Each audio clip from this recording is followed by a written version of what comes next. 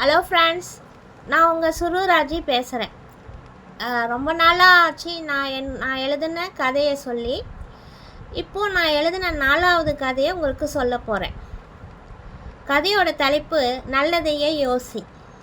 நம்ம எந்த பிரச்சனை வந்தாலும் எந்த ஒரு சூழ்நிலையிலும் நெகட்டிவாக தான் யோசிப்போம். ஆனால் அதையே பாசிட்டிவாக யோசித்து பாருங்கள், வர எல்லா பிரச்சனையுமே தானாகவே சரியாயிடும். இதை நம்ம யோசிக்கவும் மாட்டோம், செயல்படுத்தவும் மாட்டோம். அந்த சமயத்தில் நம்மளுக்கு என்ன தோணுதோ அதை வச்சு தான் நம்ம எந்த ஒரு முடிவுக்கும் வருவோம். அப்படி பண்ணாமல் யோசித்து நம்மளோட பிரச்சனைகளுக்கான தீர்வை நம்ம யோசித்து செயல்பட ஆரம்பித்தாலே வர பிரச்சனைகள் எல்லாம் தானாகவே சரியாகிடும். சரி, என்னோட கதையின் தலைப்பு நல்லதையே யோசி. அதிகாலையில் சூரியன் மெல்ல மெல்ல வெளிச்சத்தை பரப்பி கொண்டிருந்த காலை பொழுது. மிகவும் ரம்மியமான அந்த சூழ்நிலையில் கதவுகளை ஜன்னல்களை சாத்தியிருந்ததால் சூரிய வெளிச்சம் கொஞ்சமாகத்தான் வீட்டிற்குள் வெளிச்சத்தை பரப்பி கொண்டிருந்தது. ஆனால் அதையும் மீறி எதிர் வீட்டில் எப்பொழுதும் போல ஏற்பட்ட சண்டையின் காரணமாக அனாமிகாவின் குரல் மிகவும் சத்தமாகவும் அதே வேகத்தில் அதிரடியாகவும் ரூமில் நுழைந்து பெட்ரூமில் தூங்கிக் கொண்டிருந்த அஸ்வினும் பூஜாவும் தூக்கம் கலைந்து காதுகளை மூடிக்கொண்டார்கள். அதே சமயத்தில் உள்ளே நுழைந்த வித்யா, போதும் ஏந்திருங்க, இதுக்கு மேலே நீங்கள் தூங்க முடியாது. எதிர் வீட்டில் ஸ்பீக்கர் ஆன் ஆயிடுச்சு, சீக்கிரம் எழுந்து ஸ்கூலுக்கு போக ரெடி ஆகுங்க என்று குரல் கொடுத்துவிட்டு கிச்சனுக்குள் சென்றாள். அம்மா சொல்வதும் சரிதான், நம் கவனத்தை வேற எங்கேயாவது திசை திருப்பினால்தான் அந்த ஆண்டின் குரல் நமக்கு கேட்காது, வா என்று கூறி அஸ்வின் பூஜாவின் கையை பிடித்து தூக்கிவிட்டான். டிஃபன் சாப்பிட்டு விட்டு ஸ்கூல் பேக்குகளை தூக்கி கொண்டு, தாத்தா நாங்கள் ரெடி என்றான் அஸ்வின். இதோ நானும் ரெடி என்று அவர்கள் இருவரின் கைகளை பிடித்து கொண்டு பள்ளிக்கு அழைத்து சென்றார் ராமமூர்த்தி. போகும் வழியில் எப்பொழுதும் போல் 4ஆம் வகுப்பு படிக்கும் பூஜா, அது என்ன தாத்தா, இது என்ன தாத்தா, இது ஏன் இப்படி இருக்கு என்று கேள்விகள் கேட்டுக்கொண்டே இருக்க ராமமூர்த்தியும் பொறுமையாக பதில் அளித்து கொண்டே வந்தார். உடனே அஸ்வின், ஏன் தாத்தா, சந்தோஷம் துன்பம்னா என்ன என்று கேட்டான். என்னப்பா இது, எப்போதும் போல் நீயும் கண்ணில் படுறது தானே, ஏன் எதுக்குன்னு சந்தேகமாக கேட்பேன். இப்போ திடீர்னு எதுக்காக இப்படி ஒரு கேள்வியை கேட்கிற என்று ஆச்சரியமாக கேட்டார் ராமமூர்த்தி. அதுவா தாத்தா, நேற்று எங்கள் ஸ்கூலில் 7வது வகுப்பு படிக்கிற பசங்களுக்கு எல்லாம் சயின்ஸ் பாட புத்தகத்தில் மனிதனின் பரிமாண வளர்ச்சியும் உடல் உறுப்பு அமைப்புகள் பற்றிய விளக்கங்களையும் எங்களுக்கு விவரமாக பாடம் சொல்லி கொடுத்துட்டு இருந்தாங்க. அப்போ தான் எங்கள் சயின்ஸ் டீச்சர், நாம் செய்கிற ஒவ்வொரு செயல்களுக்கும் நமது உடல் அமைப்பின் மூலமாகத்தான் செயல்படுகின்றோம். ஆனால் நம்முடைய எண்ணங்களை கொண்டு தான் நம்மோட செயல்திறன் இருக்க வேண்டும். சொல்லும் விஷயங்களை நல்ல விதமாக புரிந்து கொண்டால் நமக்கு எல்லாமே நல்லபடியாகத்தான் நடக்கும். அதே சமயம் தவறான கண்ணோட்டத்தில் புரிந்து கொண்டால் நம்முடைய வாழ்க்கையே வீணாகிவிடும் என்று சொன்னாங்க. அதோடு மட்டும் இல்லாமல் மனதோடு சம்பந்தப்பட்ட செயல்கள் சந்தோஷமாகவும் வெறும் உடலோடு செயல்படும் செயல்கள் துன்பமாகவும் தான் கருதப்படும் சொன்னாங்க. எனக்கு ஒன்றுமே புரியல, அதனால தான் உங்ககிட்ட நான் இப்படி ஒரு கேள்வியை கேட்டேன் என்றான் அஸ்வின்.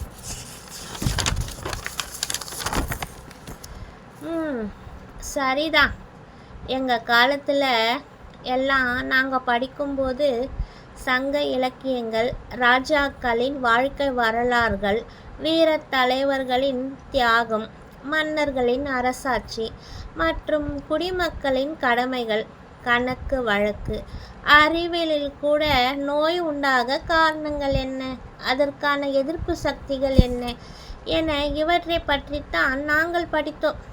ஆனால் இப்போ அதிவேகமாக போயிட்டு இருக்கிற விஞ்ஞான வளர்ச்சியில் ஏற்படுற ஏகப்பட்ட முன்னேற்றங்களால் நல்ல விஷயங்களை கூட தவறான விஷயங்களைத்தான் அதிகமாக இப்போ இருக்கும் இளைய சமுதாயத்தின் மனதில் மிக விரைவில் பதிந்து விடுகிறது. அதனால்தான் சிறு வயதிலேயே அனைத்தையும் தெரிந்து கொள்ள இப்படி ஒரு கல்வி பாடத்தை கல்வி நிர்வாகம் கொண்டு வந்துள்ளது. எது நல்லது எது கெட்டது என்று தெரிந்து கொண்டு அதன்படி நம்முடைய வாழ்க்கை முறையை மாணவ சமுதாயங்கள் தான் தீர்மானித்து கொள்ள வேண்டும். நாம் செய்யும் ஒரு செயலால் யாருக்கும் எந்த பாதிப்பும் மன கஷ்டமும் ஏற்படுத்திவிடக்கூடாது. தன்னை விட தன்னை சுற்றி இருப்பவர்கள் நலனைத்தான் நாம் முதலில் மனதில் கொள்ள வேண்டும். உதாரணமாக, நீயும் பூஜாவும் மிகவும் நன்றாக படித்து ஒரு டாக்டராகவோ அல்லது கலெக்டராகவோ ஆகி நம் குடும்பத்தில் உள்ளவர்கள் அனைவரையும் சந்தோஷப்படுத்த வேண்டும். அது உங்கள் அப்பா அம்மாவுக்கு மிகப்பெரிய சந்தோஷத்தை தரும். அதை விட்டுவிட்டு உங்களின் உடலையும் மனதையும் பாதிக்கும் எந்த ஒரு தவறான காரியங்களிலும் மனதை செலுத்தக்கூடாது. அப்படி செய்தால் அது உங்களுக்கு கஷ்டம். உங்களுக்கு மட்டுமல்ல, உங்களை நம்பி சுற்றி இருக்கும் அனைவருக்கும் மிகுந்த வருத்தத்தையும் மனவேதனையும் தான் தரும் என்று ராமமூர்த்தி சொல்லி முடிக்கவும் மூவரும் பள்ளி வாசலில் வந்து நிற்கவும் சரியாக இருந்தது. இப்போ புரிந்தது தாத்தா. நல்ல விஷயங்களோ கெட்ட விஷயங்களோ எல்லாத்தையும் தெரிஞ்சுக்கிறதுல தப்பு இல்லை. ஆனால் அதில் நான் தேர்ந்தெடுக்கிற வழியில்தான் என் குடும்பத்தோட உண்மையான சந்தோஷம் அடங்கி இருக்கின்றது என்று நான் புரிஞ்சுக்கிட்டேன்.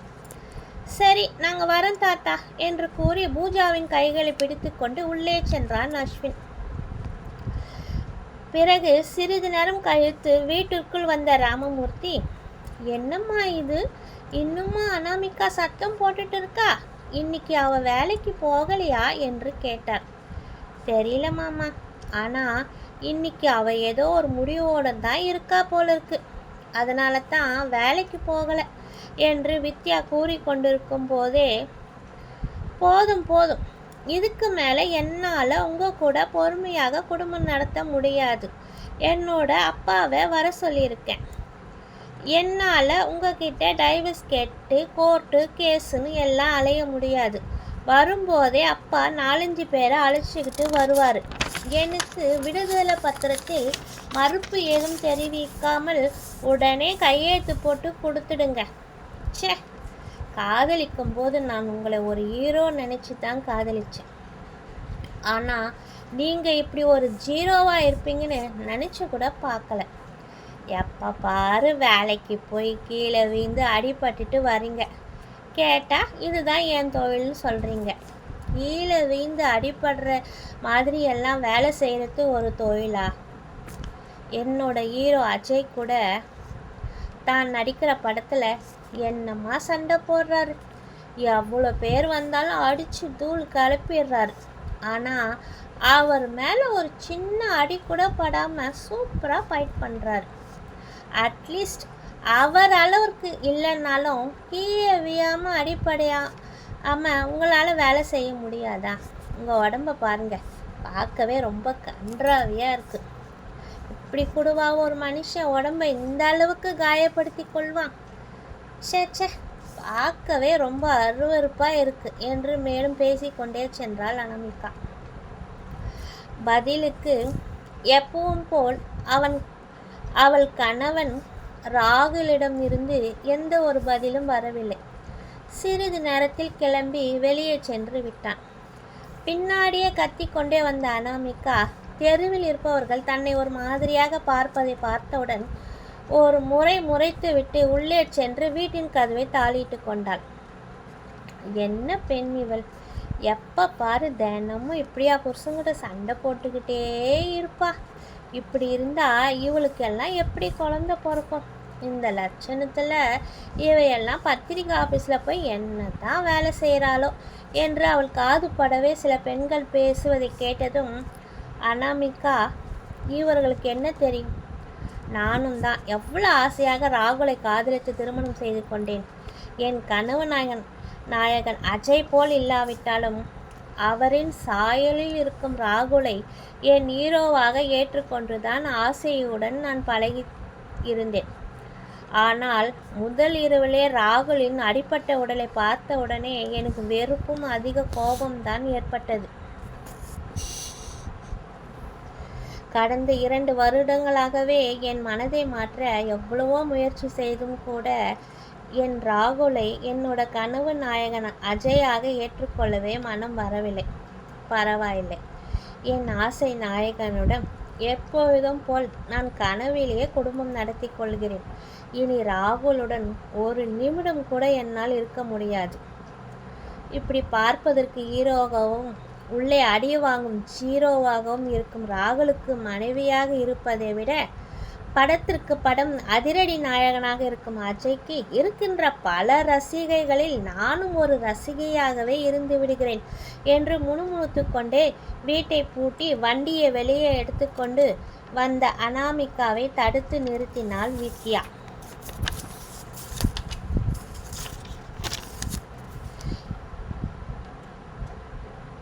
என்ன அனாமிகா, இது வரைக்கும் இங்கே இருக்கிறவங்க என் முதுகுக்கு பின்னாடி தான் பேசுனாங்க. இது வரைக்கும் நீ ஒருத்தி தான் எதுவும் பேசாமல் இருந்த. இப்போ எதுக்காக என்னை தடுத்து நிறுத்துற என்று கேட்டாள் அனாமிகா. இல்லை அனாமிகா, இது வரைக்கும் எனக்கும் உன்கிட்ட எதுவும் சொல்லணும்னு தோணலை. ஆனால் இப்போ நீ பேசுனதை நான் கேட்டேன். உன்னோட கற்பனை வாழ்க்கைக்காக இப்போ இருக்கிற நிஜ வாழ்க்கையை நீ தொலைச்சிடாத. ராகுல் மாதிரி ஒரு நல்ல கணவன் உனக்கு கிடைச்சிருக்கார். தூரமாக தெரிகிற அந்த பெரிய நிலாவுக்கு ஆசைப்பட்டு பக்கத்தில் இருக்கிற அழகான விண்மீனை இழந்துடாதே. எதற்கும் ஒரு தடவை நல்லா யோசிச்சுப்பார். நல்ல மனிதன் ராகுல். அவர் கிடைக்க நீ உண்மையிலே கொடுத்து வச்சிருக்கணும் என்று வித்யா கூறிக்கொண்டிருக்கும் போதே முகத்தை கோபமாக திருப்பி கொண்டு வேகமாக வண்டியில் பத்திரிகை ஆஃபீஸுக்கு சென்றாள் அனாமிகா. பத்திரிகை ஆஃபீஸ் உள்ளே நுழைந்ததும், வாமா அனாமிகா, என்ன இது இன்னைக்குன்னு பார்த்து இவ்வளோ லேட்டாக வர? இன்னைக்கு சரியாக மதியம் 2 மணிக்கு டைரக்டர் வரதனை நீ பேட்டி எடுக்கணும். சீக்கிரமாக கிளம்பு. அவர் இப்போது புதுப்பட ஷூட்டிங் கோயம்பேடு மார்க்கெட்டில் இருக்கிறார் என்று கூறினார் பத்திரிகை ஆஃபீஸர். சரி சார் என்று அங்கே விரைந்து சென்றார். அப்பாடா, எத்தனை நாளாக ஷூட்டிங் ஸ்பாட்டை நேரில் பார்க்கணும்னு ஆசைப்பட்டேன். அதற்கான சந்தர்ப்பம் இப்போ தான் கிடச்சிருக்கு. அது மட்டும் இல்லாமல் என் கனவு நாயகன் அஜயை வைத்துத்தான் வரதன் படம் எடுக்கிறார். கடவுளே, நிச்சயம் அங்கே அஜயும் இருக்க வேண்டும் என்று மனதிற்குள் வேண்டிக் கொண்டே சென்றாள் அனாமிகா. டைரக்டர் வரதன் ஷூட்டிங் மிகவும் பிஸியாக இருந்ததால் அங்கே சிறிது நேரம் காத்திருந்து ஷூட்டிங்கை வேடிக்கை பார்க்க ஆரம்பித்தாள். எதிர்பார்த்த மாதிரியே அஜயும் புதுமுக நடிகையும் மார்க்கெட்டில் பேசி நடித்து கொண்டிருக்கும் காட்சி நடைபெற்று கொண்டிருந்தது. ஒரு நாள் இல்லைனாலும் ஒரு நாள் கண்டிப்பாக நடிகர் அஜயை நான் பேட்டி எடுக்கும் காலம் வரும் என்று நினைத்த போதே ஆஃபீஸில் இருந்து ஃபோன் வந்தது. எடுத்து பேசினார். அனாமிகா, நீ இப்போ பேட்டி எடுக்க வேண்டியது டைரக்டரே அல்ல, அந்த படத்தின் நாயகன் அஜயைத்தான். சரியான நேரத்திற்கு அவரை மீட் செய்து பேட்டியை எடு என்று கூறியதும் அனாமிகாவுக்கு சந்தோஷத்தில் தலைக்கால் புரியவில்லை. அப்படியே மகிழ்ச்சியில் துள்ளி குதிக்க ஆரம்பித்தார். மணி இப்போது 1:45 தான் ஆகுது. எப்போது 2 மணி ஆகும் என்று எதிர்பார்த்து தவிக்க ஆரம்பித்தார். அப்போது திடீரென்று ஒரு சண்டை காட்சி நடைபெற்றது. அவளுக்குத்தான் அஜயின் சண்டை காட்சி என்றால் மிகவும் பிடிக்குமே. ஆர்வமாக அவரையே பார்த்து கொண்டிருந்தாள். அஜயும் படுவேகமாகவும் அனல் பறக்கும் ரிஸ்கான முறையிலும் சண்டையை போட்டார். சூப்பர் சூப்பர் சூப்பர் என்று கைகளை தட்டி கொண்டே திரும்பியவள் அங்கே இன்னொரு இடத்தில் நடிகர் அஜய் கால் மேல் கால் போட்டுக்கொண்டு அருகில் இருந்த புதுப்பட நாயகியுடன் எதையோ மிகவும் சுவாரஸ்யமாக பேசிக்கொண்டிருப்பதை பார்த்ததும் ஒரு நிமிடம் ஒன்றும் புரியாமல் திரும்பவும் சண்டை காட்சியை பார்த்தாள். அங்கே இன்னொரு அஜய் மிகவும் ஆபத்தான முறையில் மேலே பறந்து பறந்து சண்டை போட்டு கொண்டிருந்தார். ஒருவேளை இந்த படத்தில் இவருக்கு இரட்டை வேடமா என்று யோசிக்க ஆரம்பித்த போதே மணி சரியாக 2 ஆனது.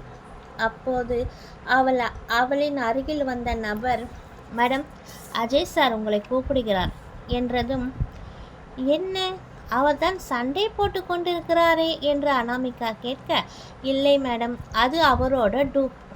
அஜய் சார் உள்ளே இருக்கிறார், சீக்கிரமாக போய் பேட்டி எடுங்கள், அவருக்கு ஷூட்டிங்க்கு டைம் ஆகிவிடும் என்று அவர் மறுபடியும் கூற, என்ன, அப்போ இந்த மாதிரியான ரிஸ்கான சண்டை காட்சிகள் எல்லாம் நடிகர் அஜய்க்கு பதிலாக அவரை மாதிரி டூப் போட்டு தான் ஷாட் எடுக்கிறாங்களா? அப்போ அவர் நிஜமாகவே சண்டை போடுறது இல்லையா என்று ஆதங்கத்துடன் கேட்ட அனாமிகாவை பார்த்து, இதை பாருங்கள், இதெல்லாம் உங்களுக்கு தேவையில்லை. அஜய் சார் மாதிரி ஒரு சூப்பர் ஹீரோ ரிஸ்கான சண்டை காட்சிகள் எல்லாம் நடித்து அவரோட உடலுக்கு ஏதாவது அடிபட்டு விட்டால் அவரை நம்பி படம் எடுக்கும் அனைத்து நபர்களுக்கும் பிரச்சனையாகிவிடும், ஷூட்டிங்க்கும் பாதிப்பு ஏற்படும். அதனால்தான் சில சமயங்களில் டூப் போட்டு நடிக்க வேண்டியதாக உள்ளது. சரி சரி வாருங்கள், ஹீரோவை பேட்டி எடுங்கள் என்றார். கண்டிப்பாக நான் ஹீரோவைத்தான் பேட்டி எடுக்கப் போகிறேன், அதில் எனக்கு மிகவும் சந்தோஷம்தான் என்று கூறிவிட்டு அஜய் போல் டூப் போட்டு நடித்த நபரை நோக்கி சென்று அனாமிகா மனதிற்குள் பேட்டி முடிந்தவுடன் அப்பாவிற்கு போன் செய்து வர வேண்டாம் என்று சொல்லணும் நினைத்தாள். அங்கு அவள் அந்த நபரை பேட்டி எடுக்க உள்ளே நடிகர் அஜயின் கைகளை பிடித்து கொண்டு தன் நன்றியை தெரிவித்து கொண்டான் ராகுல். ரொம்ப நன்றி சார், சர்க்கஸில் வேலை செய்வதனால நான் அடிக்கடி கீழே விழுந்து அடிபட்டு விடுவேன், அதனை என் மனைவி புரிந்து கொள்ளவில்லை, வெறுத்து விட்டாள் என்ற என்னுடைய குடும்ப பிரச்சனையை உங்களிடம் கூறியதால் நீங்கள் உங்களின் இமேஜை சிறிதும் விட்டு கொடுத்து டூப் போட்டு நடிப்பதாக கூறி என் மனைவிக்கு அவளுடைய தவறை உணர வைத்து விட்டீர்கள் என்றான் ராகுல். பரவாயில்லை ராகுல், உங்களின் மனைவி அனாமிகா என்னுடைய பல ரசிகைகளில் ஒரு ரசிகையாக இருப்பதை விட உங்களுக்கு ஒரு நல்ல மனைவியாக நடந்து கொண்டால் அதுவே எனக்கு மிகவும் பெருமைதான். இதற்கு மேல் உங்களின் இருவரின் வாழ்க்கையும் நல்லபடியாக அமைய என்னுடைய வாழ்த்துக்கள் என்று கூறினார் நடிகர் அஜய். பிறகு அனாமிகா சென்ற பிறகு மறுபடியும் அதே மாதிரியான படு ரிஸ்கான சண்டை காட்சிகளில் ஒரிஜினலாக நடித்து பட்டையை கிளப்பினார் நடிகர் அஜய். இதுதான் நான் எழுதின 4வது கதை. இந்த கதை இத்துடன் முடிவடைந்து விட்டது. முற்றும். இந்த கதை உங்களுக்கு பிடிச்சிருந்தால் லைக் பண்ணுங்கள், ஷேர் பண்ணுங்கள், கமெண்ட்ஸ் பண்ணுங்கள். நான் மறுபடியும் வேறு ஒரு கதையில் உங்களை சந்திக்கிறேன். பாய்.